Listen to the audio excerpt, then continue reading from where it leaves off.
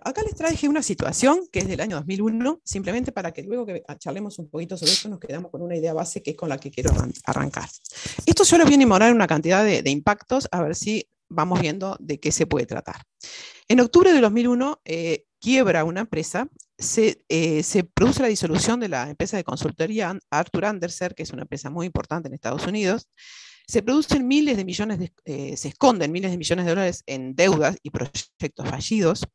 Tenemos 11 mil millones de dólares de pérdidas de los accionistas, miles de millones de pérdidas en pensiones, o sea, los empleados de la organización también se vieron perjudicados en sus prestaciones sociales. El valor de la acción pasó de $90 a menos de $1 en un año. El gerente financiero y otros engañaron a la junta directiva y al comité de auditoría, persuadiendo a Arthur Andersen, que era la forma de consultoría que yo les decía, de que, bueno, no detectara o no informara determinadas debilidades que habían en los estados contables, ¿sí? ¿Cómo se produce todo esto? Bueno, porque ellos utilizaron, se aprovecharon de determinadas lagunas contables, se aprovecharon de tener o hacer informes financieros pobres, y como les decía, persuadieron al auditor, que era Arthur Andersen, a que no informara ese tipo de irregularidades.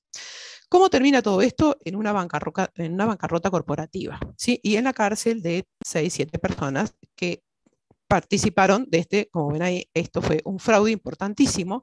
Como ven, había una junta directiva, había un comité auditor, por lo tanto había un gobierno corporativo fuerte, pero de cualquier manera, aprovechando estas lagunas contables y estos informes pobres, ellos lograron hacer este fraude, ¿sí?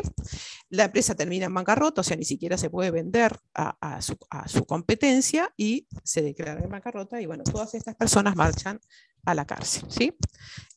Este es el caso Enron, que ocurrió justamente en el 2001, ¿sí? A raíz de este caso, bueno, en el año siguiente, la empresa Enron, una empresa de energía que venía de la fusión con otra empresa de gas, y al año siguiente se produce el otro caso bastante famoso, que es el de WorldCom. WorldCom es una empresa de tecnología que también le pasa algo similar a esto, y a raíz de todas estas situaciones, también en el año siguiente hay otros fraudes, aparece por una legislación del Parlamento en Estados Unidos la ley Sarbanes-Oxley, que aplica a todas las empresas americanas o que cotizan en bolsa de Estados Unidos. Esta ley en particular habla mucho de la transferencia, habla mucho de la responsabilidad del rendir cuentas habla de que nunca una empresa que hace consultoría puede ser al mismo tiempo auditor de esa misma empresa, etcétera, etcétera, ¿sí? Sarbanes y Oxley eran dos parlamentarios de Estados Unidos y fueron los que crearon esta ley, y bueno, como les decía, esta ley aplica a empresas americanas o que coticen en bolsa.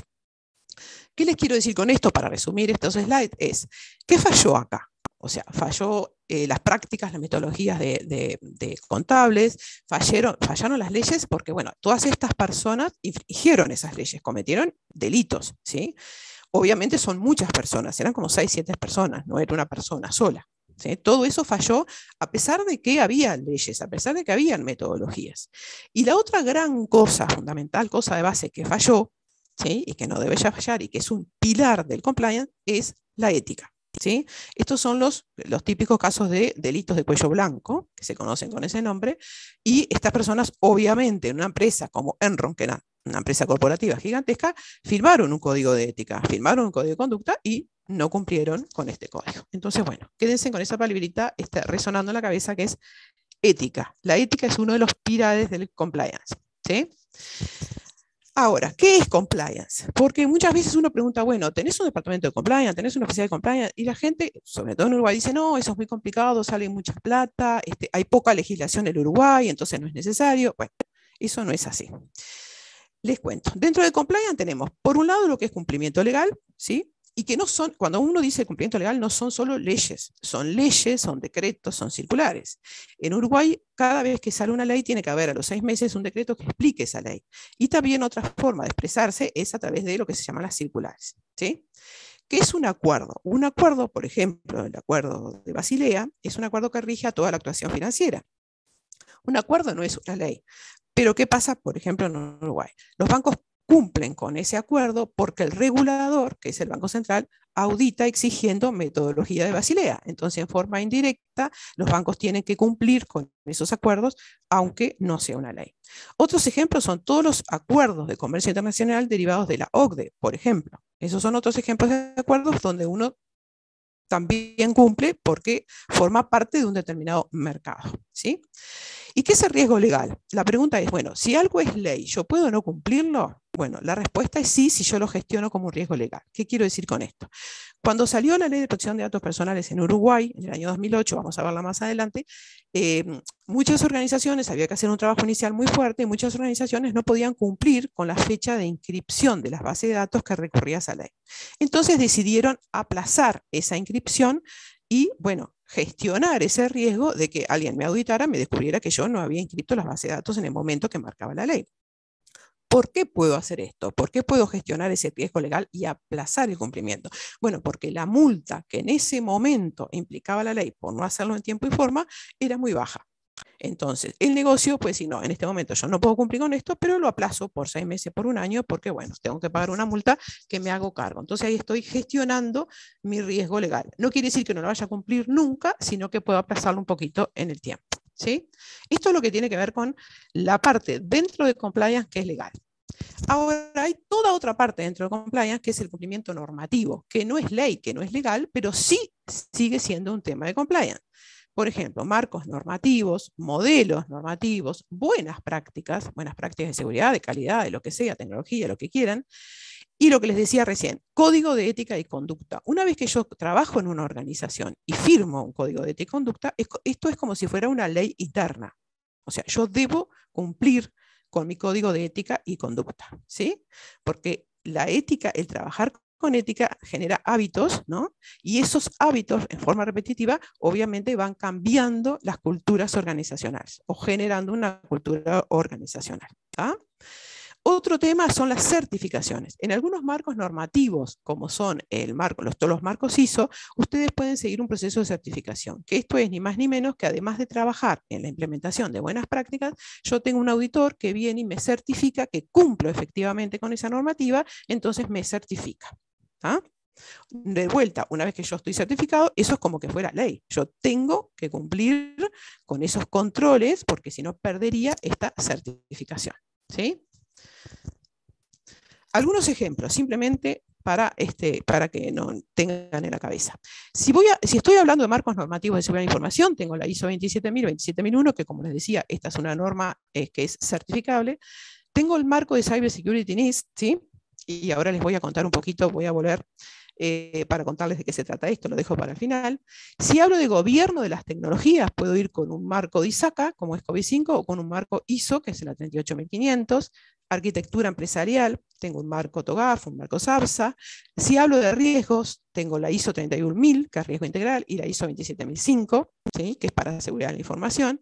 Y después tengo estos otros marcos. PCI DSS es un estándar internacional que aplica para todas las organizaciones que procesan datos de tarjetas de débito o crédito, y por lo cual también en forma indirecta se obligaron todos los sellos de las tarjetas a cumplir con este marco, porque si no, el tráfico a nivel de esas tarjetas, de la información de las tarjetas y los POS, no podía convivir. Entonces todos los sellos en un determinado momento se tuvieron que homologar con este marco, que no es una ley, pero es un marco que es obligación cumplir para poder estar en el mercado. El marco de calidad, o sea, la normativa ISO de calidad, que también es certificable, ITIL es una normativa que también tiene su equivalente en ISO, que tiene que ver con los servicios de tecnología, CMMI, desarrollo de sistemas, ¿sí? Seguridad y desarrollo de sistemas, continuidad de negocio, etcétera, etcétera. ¿Tá? A nivel de ISO, algunos otros ejemplos que después vamos a estar viendo también, tenemos ISO para nube, ISO para proveedores, ISO para Internet de las cosas, Internet of Things, sustentabilidad y medio ambiente, la ISO 14001, que está muy de moda y las organizaciones la están aplicando como marco, como parte de su programa de responsabilidad social empresarial. Y regulaciones de la industria, por ejemplo, una industria, no sé, como está por ahí, los frigoríficos. Si yo quiero trabajar, soy un frigorífico y quiero exportar, quiero tener presencia en un determinado momento hacia otro país, bueno, si bien quizá en Uruguay no haya una normativa específica, al tener que justamente tener vínculo comercial con ese país, yo voy a tener que cumplir la normativa que haya en ese país. Entonces, indirectamente, de nuevo, hay un tema de negocio, de comercio, que yo tengo que cumplir con eso para poder exportar ese producto. ¿Sí? El Cyber Security NIST, ¿qué es esto? El NIST es una organización, un instituto que existe en Estados Unidos hace muchísimo tiempo. Cuando empezó Barack Obama su presidencia, empezó a preocuparse de, decir, ¿cuáles son mis infraestructuras críticas? ¿Qué es lo de que yo más importante que me tengo que preocupar? de la salud, de la aviación, del suministro de corriente, agua, etcétera, etcétera. Entonces ahí empezó a fomentar y a dar mucho mayor protagonismo al desarrollo, empezó a desarrollarse este marco de ciberseguridad del NIS, ¿sí? Este marco no es un marco certificable. La diferencia que tiene con ISO, en particular en seguridad de información, es que no es certificable. ¿Tá? Ahora, este marco es el marco adoptado, elegido por Uruguay en todo lo que es el trabajo de AGESIC, la Agencia para el Gobierno Electrónica, Seguridad de Información y Conocimiento, que aplica a todo lo que es administración pública y en particular de administración central. Entonces AGESIC viene trabajando hace bastantes años en todo lo que son políticas de seguridad, diversas iniciativas, programas de capacitación que han habido, etcétera, etcétera. La existencia de un CERT, o sea, un Centro de Respuesta a Incidentes de Uruguay, nacional, un SOC, que son las operaciones del CERT, etcétera, etcétera. Entonces, a raíz de todo ese trabajo, les paso al siguiente slide, esta es una presentación del NIST, del marco de ciberseguridad, que está en internet, es pública, y ustedes ven cómo este es el estado que dice NIST, ¿no? Sobre su marco de ciberseguridad, y ahí aparece la banderita de Uruguay, lo que a mí me parece muy importante y me da mucho orgullo, porque fíjense en al lado de qué banderitas está, ¿no? O sea, está Estados Unidos, está Reino Unido, está Japón, etcétera, etcétera. Entonces, bueno, como que esto es un reconocimiento importante.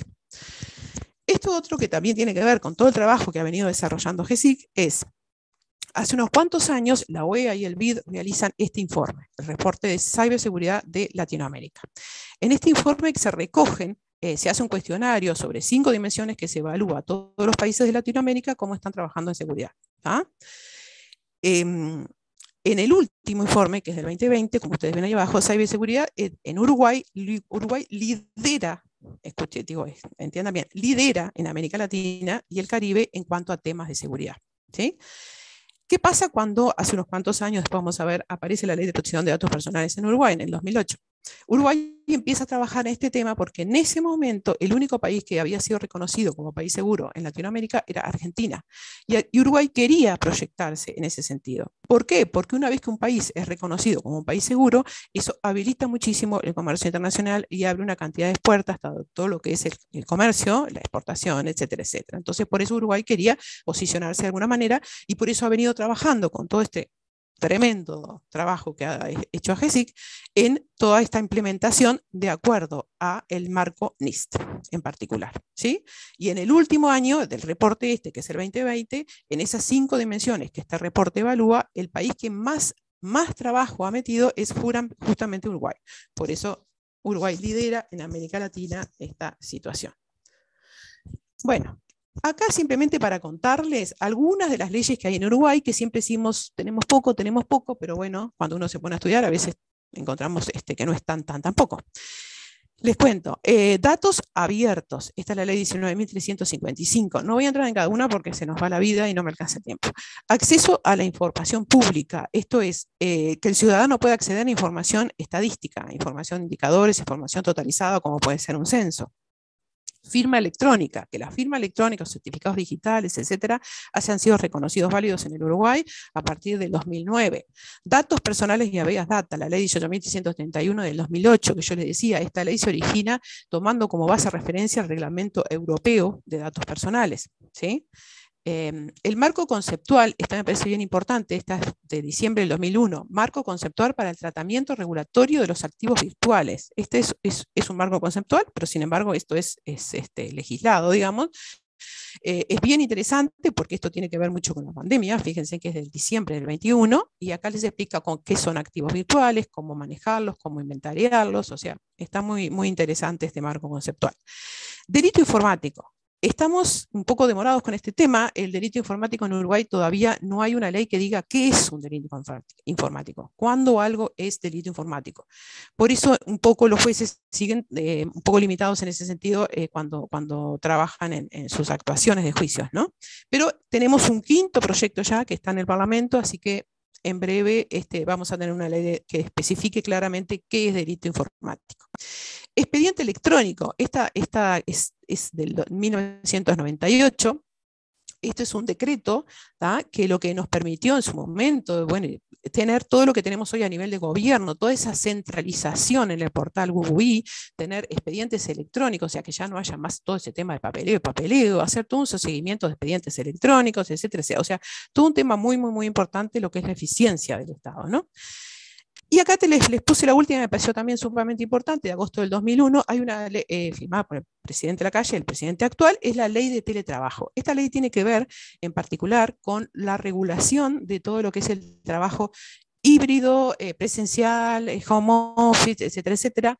Algunos mecanismos de seguridad, no ahonda mucho en ese tema, pero algunos mecanismos de seguridad, y sobre todo lo que tiene que ver con derechos también del empleado, de cuando estuvimos trabajando en una situación de híbrido, o sea, parte en casa, parte en la organización, y bueno, tenemos que volver o algunos jefes nos dicen, bueno, ahora presencial 100%, bueno, no, eso no es tan así. Hay una ley que dice que se tiene que acordar entre las dos partes, y las organizaciones hoy, no sé si les ha pasado, tendrían que tener ya un contrato de la empresa, de la organización, con el trabajador para establecer de qué manera se regula esto, ¿no? El tiempo de presencialidad, el tiempo de trabajo remoto.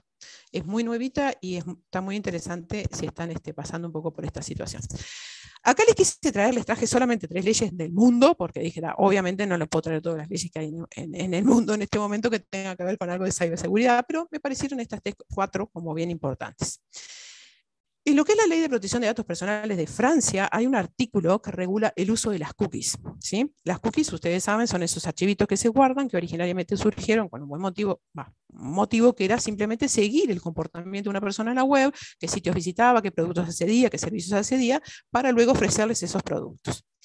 ¿Qué pasa? Si uno en vez de guardar estrictamente esa información, guarda más información relativa a identificación o autentificación, ¿sí? Las cookies pueden ser objeto de un ataque que se llama envenenamiento de cookie o robo de sesión, que es lo mismo.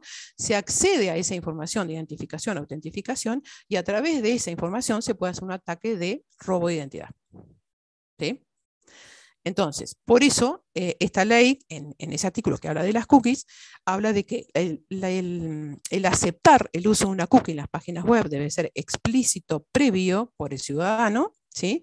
De que se debe guardar la información mínima necesaria, no guardar todo eso de autentificación, identificación que puede llevar hasta robo de identidad, etcétera, etcétera. Por ese motivo, por no cumplir con esta ley en Francia, en mayo del 2018, Google y Facebook tuvieron multas millonarias justamente porque no cumplían con este tipo de regulación respecto a las cookies, ¿sí? No sé si han observado, al principio, cuando aparecían estos carteles de usamos cookie, acepta, no acepta. Esto era acepta, no acepta. Después hay otros sitios que dicen acepta o configura, ¿sí? O sea, si uno opta, nosotros que venimos de la tecnología, seguridad por configurar, bueno, eso es un trabajo que requiere de cierto conocimiento. El ciudadano común y corriente obviamente no da aceptar y no va a configurar una cookie. Hay otros sitios que dicen guardo la información mínima, con lo cual me parece bastante más atractivo, pero bueno, uno no sabe cuál es esa información mínima. Y lo que me parece horrible en el último tiempo es que si directamente uno no acepta, ¿sí? Le tapan parte de la información. O sea, hay parte de la información del servicio o información que uno quiere acceder que directamente no está disponible porque uno no aceptó la cookie. Entonces los abogados dicen, no se está ejerciendo el derecho real de decir, no guarden mi información, guarden la información. ¿Ah?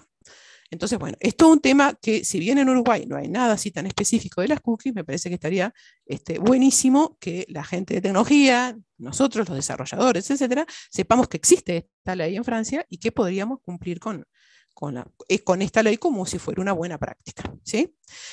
El reglamento General Data Protection, que es de la Comunidad Económica Europea, que es el GDPR reconocido, normalmente por esa sigla, es justamente lo que yo les decía, la base de nuestra ley de protección de datos personales, y que tuvo una actualización ahora reciente en el 2008, y que nuestra ley de protección de datos personales ya fue adaptada a este reglamento, ¿sí? Acá les traje una ley de Estados Unidos que dice Ley de Intercambio de Información sobre Ciberseguridad. Y acá dice la ley, mejorar la ciberseguridad en los Estados Unidos mediante un mayor intercambio de información sobre amenazas de ciberseguridad y para otros fines. ¿Qué es lo que supone esta ley? Que va a haber un intercambio de información entre empresas dedicadas a la tecnología y fabricación de esa tecnología. Cuando digo tecnología y fabricación, digo equipos, digo comunicaciones, digo servicios de Internet Service Provider, etcétera, etcétera. Y el Estado, en Estados Unidos. Esto presupone que esa información que no sabemos cómo se va a filtrar, que no sabemos cómo se va a identificar si realmente es una amenaza para la ciberseguridad, va a estar llegando a no menos de 6, 7 agencias en Estados Unidos, que son el FBI, la CIA, el NSA, que es National Security Agency, etcétera, etcétera, etcétera. Y ahí hay un montón de datos que son personales, ¿sí? Con lo cual, obviamente, esto levantó toda una discusión importante, pero bueno, esto es ley, y es ley federal, no es la ley de un estado, sino que es ley federal. ¿Sí? A mí lo que me pone más nerviosa, y por eso lo puse en rojo, es que esa ley dice ciberseguridad y para otros fines. O sea, eso es muy vago y muy genérico y no sabemos lo que hay adentro. Entonces, bueno, para que lo piensen. Recientemente, en junio del 2022, en Colombia, la ley 22.213 habilita la adopción de todo lo que es la tecnología de la información y las comunicaciones en las actuaciones judiciales.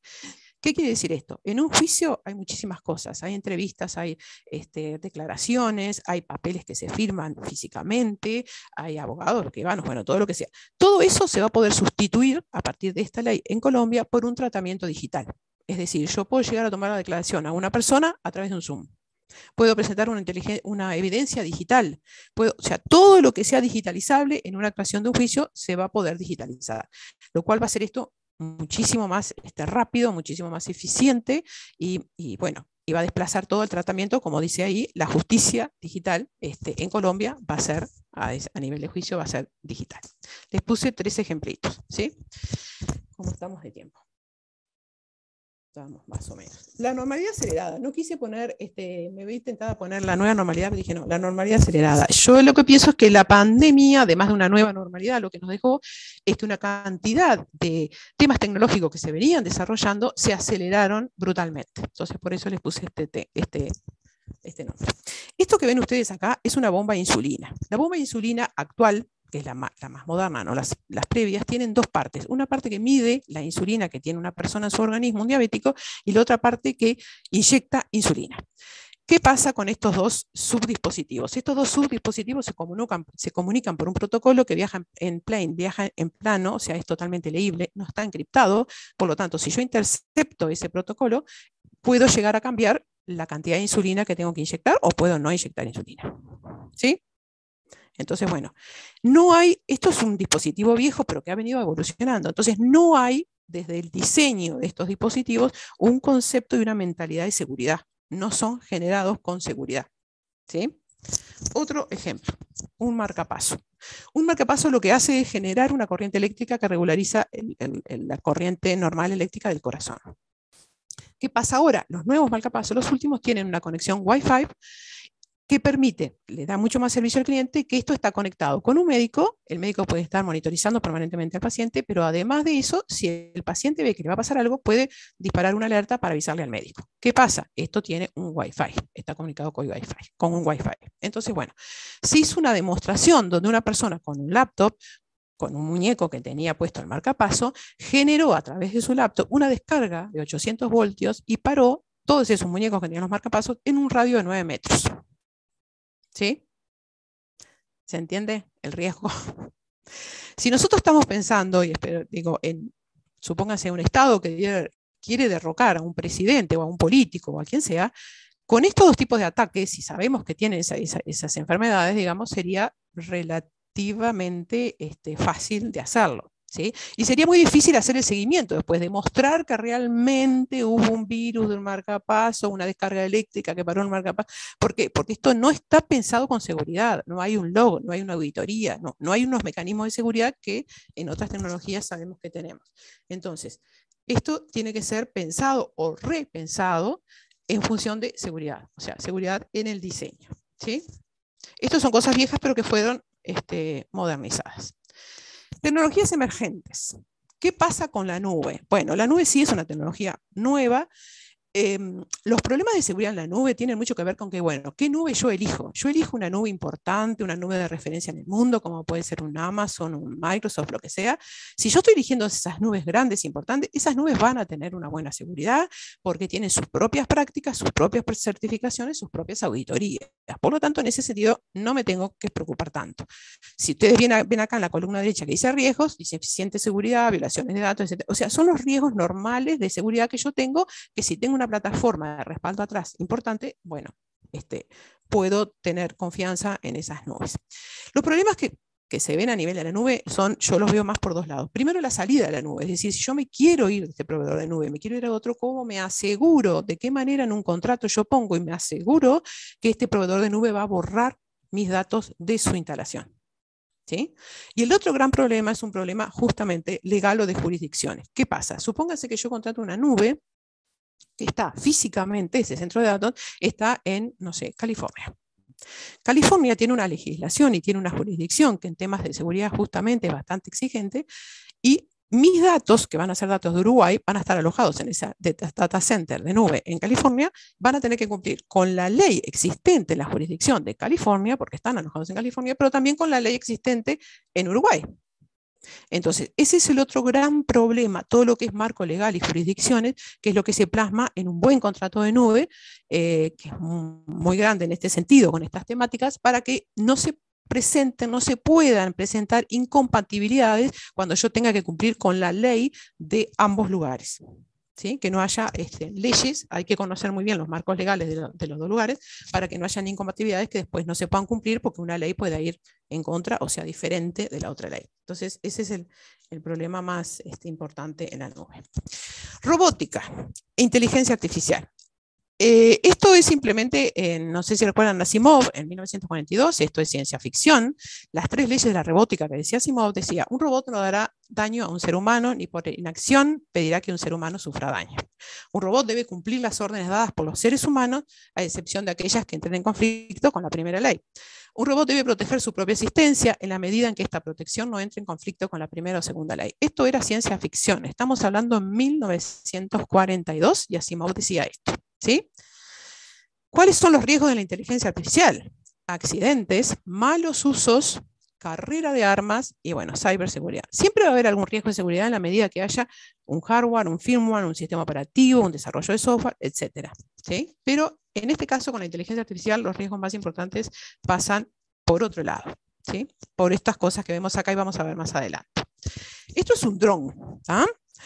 Un dron es considerado un robot, en este caso un dron que porta una cámara de fotos, saca fotos, mide un terreno, etcétera, etcétera. Todo bien, no pasa nada, nadie se asustaría con esto. Esto es un dron. ¿Sí? Estos son los drones que se están utilizando en Ucrania y Rusia para mandar misiles a estos, en particular Ucrania. Lo bueno de esta situación es que como que son mucho más precisos y certeros y tiran el misil exactamente donde lo tienen que tirar, o sea, hay mucho menos margen de error, pero bueno, esto es un dron. Ambos drones, ¿sí? Todavía siguen teniendo una participación del ser humano. O sea, el ser humano tiene que decir, bueno, ¿dónde va el dron? ¿Qué es lo que tiene que portar? Etcétera, etcétera. O sea, no son totalmente autónomos, ¿sí? Estos son killers robots. Los killers robots hoy existen, como ven el lenguaje, el letrero que dice ahí, ¿sí? Han existido por mucho tiempo.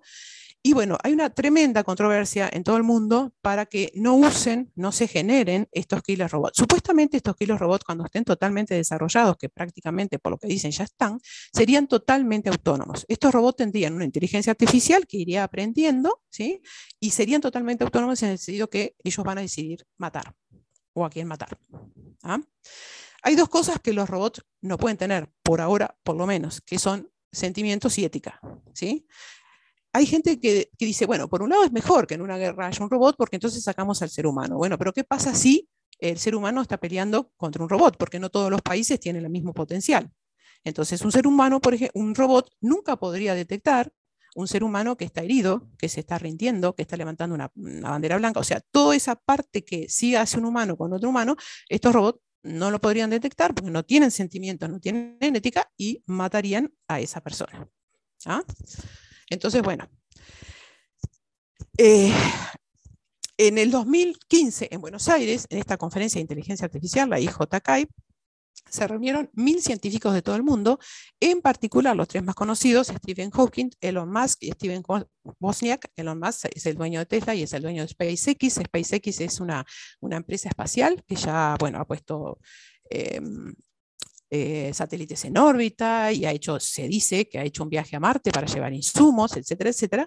Steve Wozniak es el cofundador de Apple Y bueno, estos tres son los más conocidos, pero eran 1000 científicos que advirtieron sobre los peligros de la inteligencia artificial, en particular los killer robots, ¿sí? De hecho, Stephen Hawking entendía, y así lo decía, que la inteligencia artificial puede llegar a superar al hombre, por la forma en que el ser humano aprende, la velocidad, la complejidad, etcétera, etcétera, etcétera. Entonces, en esta conferencia ellos entregaron una carta abierta en la que manifestaban esto, ¿no? La aplicación militar de la inteligencia artificial a la carrera de armamentos es una muy mala idea. ¿Ah?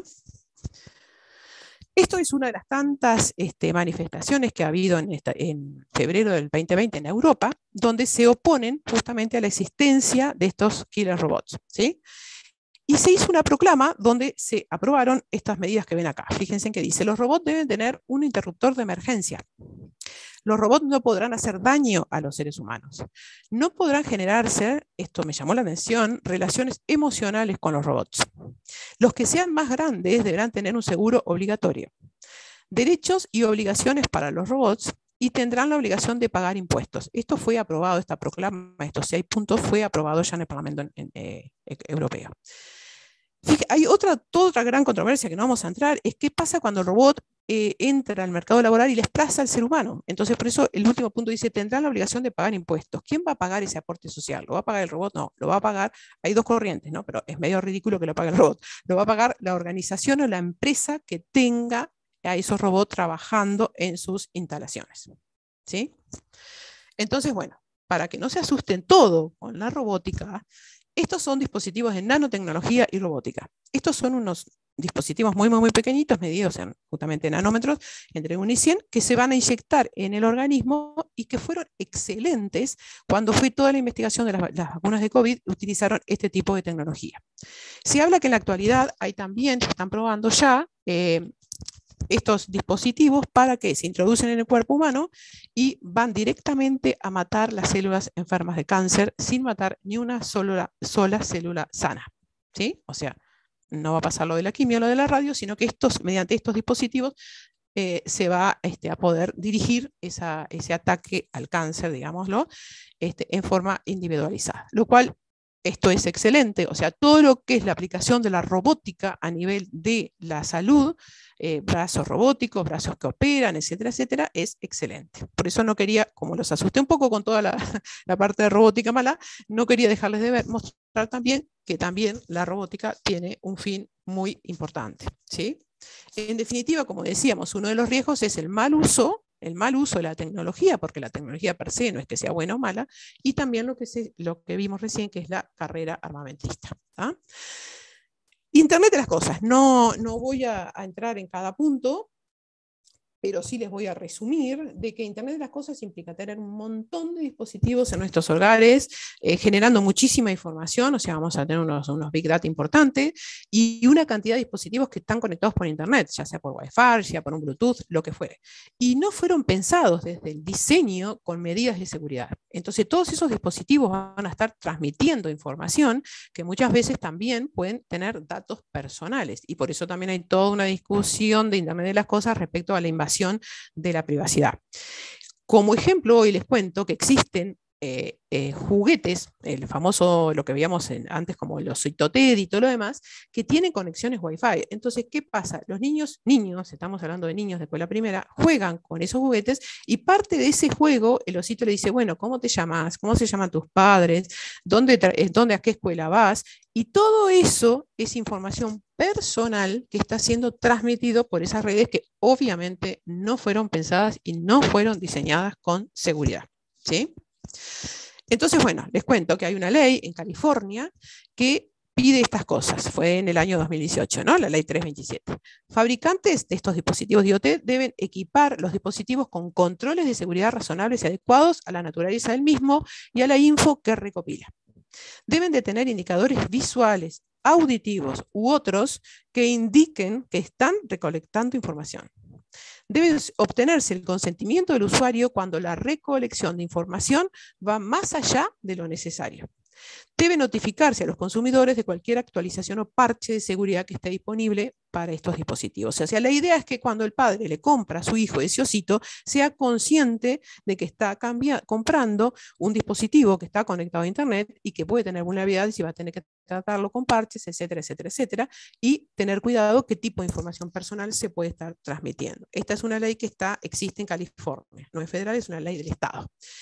Otro ejemplo, en el Reino Unido, la ministra digital, le llaman, Margot de James, propuso una legislación justamente también para introducir nuevos controles en cuanto al diseño de estos dispositivos para que tenga seguridad por diseño. Lo que ella proponía era, que salió también, fue aprobado en mayo del 2019 por el Parlamento, como ven a la derecha, dice contar con una contraseña única por defecto. ¿Qué es esto? Que desaparezcan esas cuentas por defecto y que no se cuente con una contraseña por defecto, sino que se cuente con contraseñas personalizadas y exactas, no el admin, el system, sino que tenga como una contraseña personalizada, ¿sí? Más allá de que ya el uso de contraseñas viene estando un poco obsoleto. ¿Qué más pedía esta parlamentaria? Indicar claramente por cuánto tiempo estarán disponibles las actualizaciones de seguridad, ¿sí? Ofrecer un punto de contacto público para el reporte de las vulnerabilidades. Como les decía, esta propuesta también fue aceptada y hoy por hoy en el Reino Unido se aplican estas leyes. De vuelta, si bien no tenemos demasiada cosa en este sentido por estos lares o toda Latinoamérica, hay que saber, conocer que existen estas leyes y bueno, en qué medida uno, a pesar de que no sea obligación en Uruguay, las puede llegar a implementar. La tecnología de blockchain, criptomonedas, es una de las implementaciones sobre el blockchain. Los riesgos no vienen tanto por el tema de está diseñado con seguridad, sino que vienen por otro lado. Como ven acá, las criptomonedas no son moneda de curso legal y no están respaldadas por los bancos centrales. O sea, todavía los bancos centrales, en algunos países de Latinoamérica sí, ahora vamos a ver ahí, y sobre todo Uruguay, no han reconocido esta moneda, ¿sí? Es una moneda informal, una moneda que no pasa por un banco ni por ninguna institución financiera formal, ¿sí? ¿Qué es lo que pasa? Como ven acá, la imposibilidad de revertir operaciones realizadas. Si bien esto es algo bueno de la tecnología del blockchain, yo en un blockchain no puedo eliminar ni puedo modificar, o sea, a nivel de seguridad es bueno, a nivel financiero no, porque muchas veces necesitamos anular transacciones, etcétera, etcétera, ¿sí?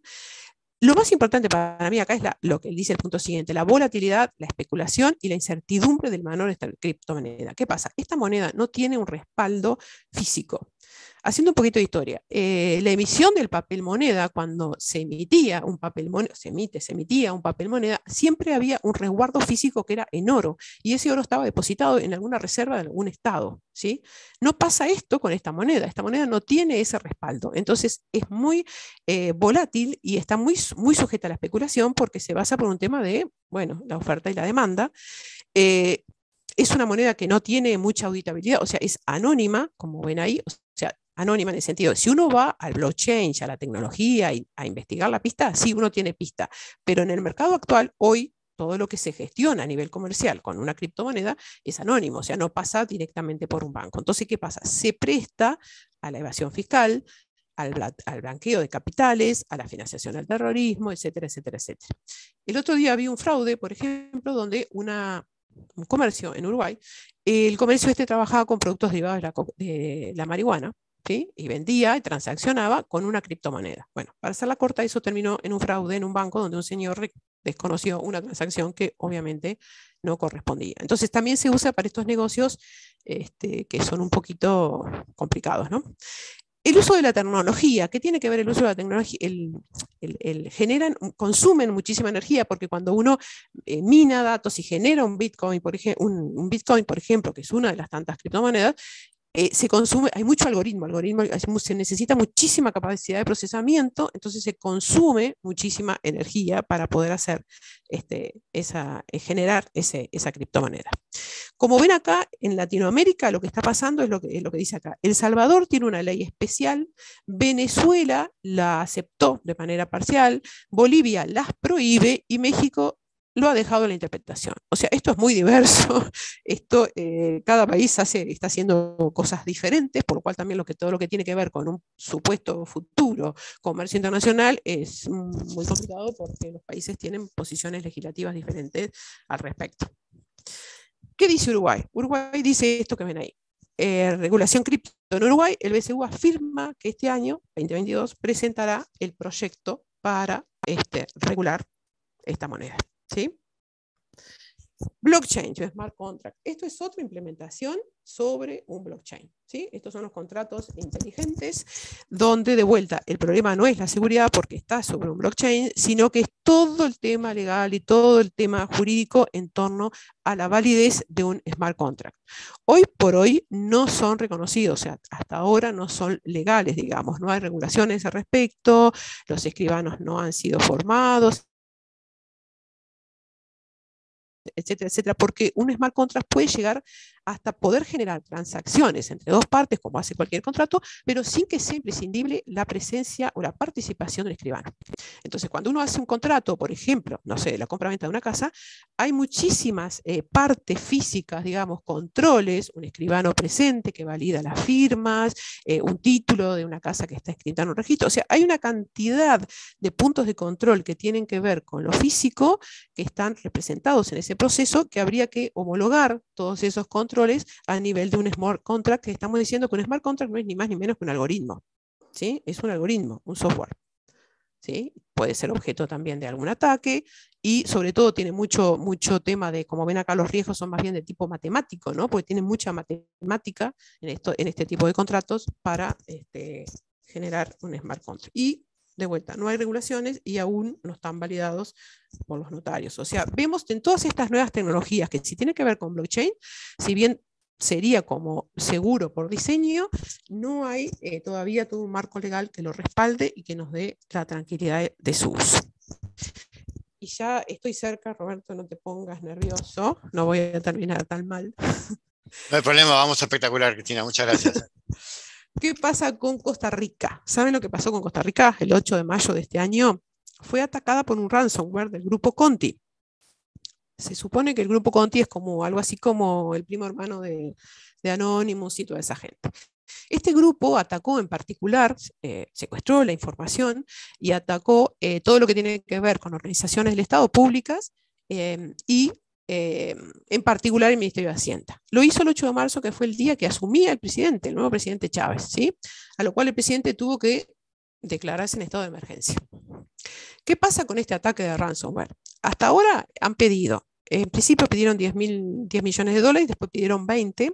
El gobierno de Costa Rica no ha pagado obviamente el rescate. El gobierno de Costa Rica está haciendo todo un trabajo de investigación de cuál es la información que estaría siendo robada, porque ellos ya han recuperado y están funcionando con una información que tendrían cierta, o sea, la última información, ¿no? Como que tienen información del último año o 2 años, pero lo que perderían si no pagan este secuestro es la información histórica.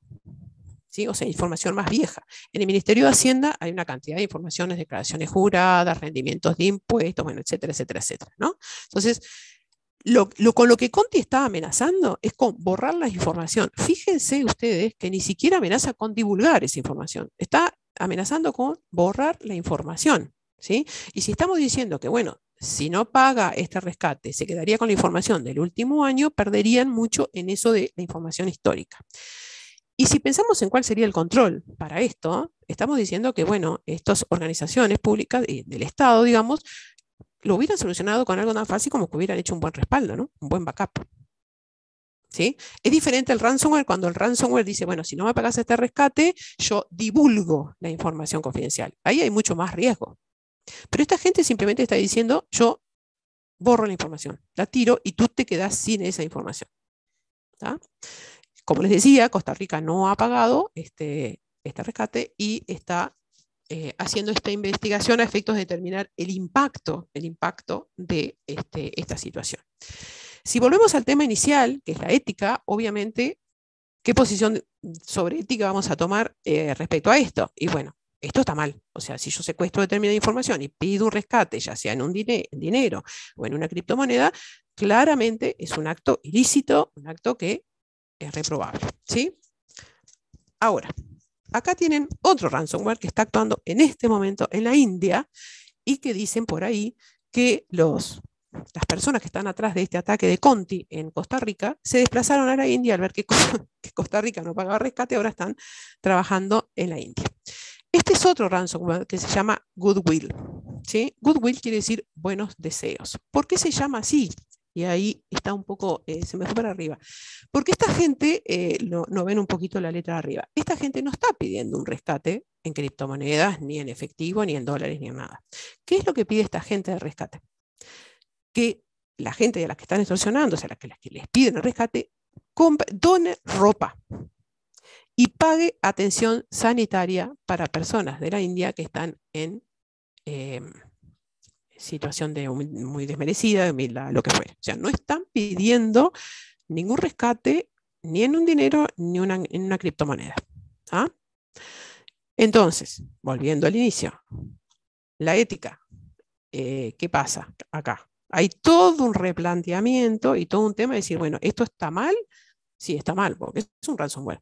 Pero el objetivo que se persigue, y por eso acá arriba, donde ustedes no ven a este ransom, le llaman el Robin Hood. ¿Sí? Porque en realidad está haciendo algo malo, pero para lograr un buen fin, que es una donación o atención sanitaria para gente más carenciada. ¿Sí? Se los dejo planteado, ustedes piensen en la ética. Entonces, para resumir, y fui muy rápido, ¿qué tenemos hasta ahora en cuanto a lo que tiene que ver con seguridad y con la tecnología? Bueno, seguridad por diseño. Tenemos que diseñar todo, pensar todo desde el cero, pensando en la seguridad, sea hardware, sea software, sea firmware, sistema operativo, lo que sea. Si yo tengo una seguridad por diseño, si desde el vamos estoy pensando en la seguridad, bueno, entonces voy a ir poniendo todas aquellas medidas de seguridad a medida que avanza ese proceso de implementación, de desarrollo, para lograr un producto que finalmente sea mucho más robusto en temas de seguridad. ¿Sí? Acá inventé yo una frase que me encantó, que agregué, que es ética por diseño. O sea, nunca nos tenemos que olvidar de la ética, porque si no tenemos una ley, igual tenemos ética. Si no tenemos una buena práctica, igual tenemos ética. Y todas estas nuevas tecnologías, como vimos, robótica, inteligencia artificial, etcétera, etcétera, tienen muchísimo que ver con la ética.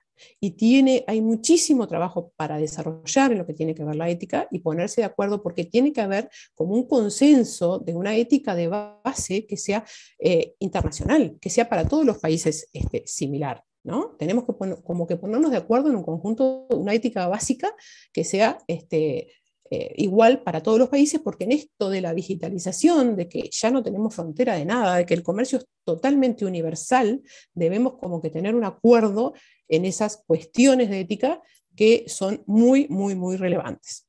Y acá les dejo una frase que me encantó, de una señora que se llama Rebecca Tanqui, que es una ejecutiva financiera que trabaja en una financiera de Estados Unidos, que dice: la tecnología no tiene ética, pero la humanidad depende de la ética. Me encantó esta frase, espero que les quede resonando en la cabeza la palabra ética y todo lo que hay que desarrollar en este sentido.